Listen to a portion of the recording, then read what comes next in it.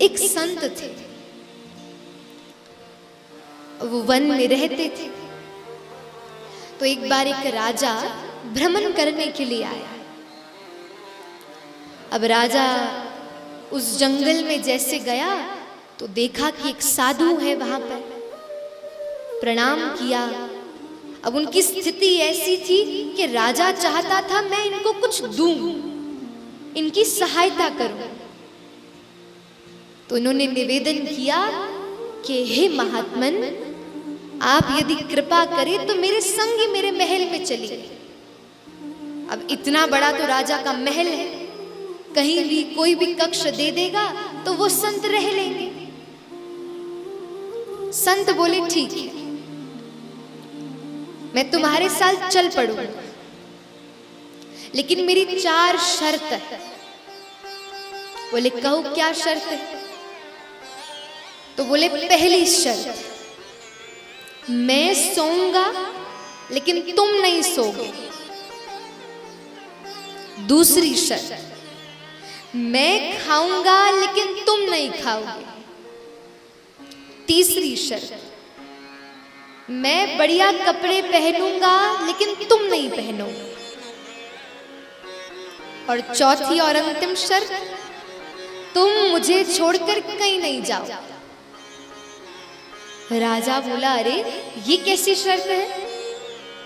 अरे मुझे तो प्रजा की देखरेख के लिए जाना ही पड़ेगा, और ये कैसी बात हुई? आप सोओगे मैं नहीं सोऊंगा, आप खाओगे तो मैं नहीं खाऊंगा।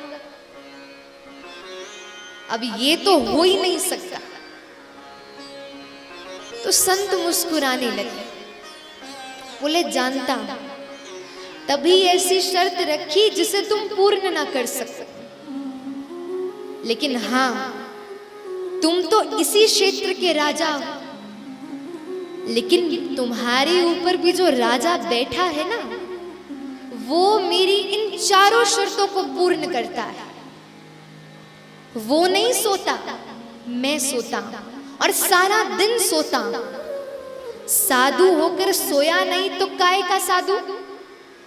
बोले सारा दिन सोता हूं। वो नहीं खाता, लेकिन मेरी व्यवस्था जरूर कर देता है।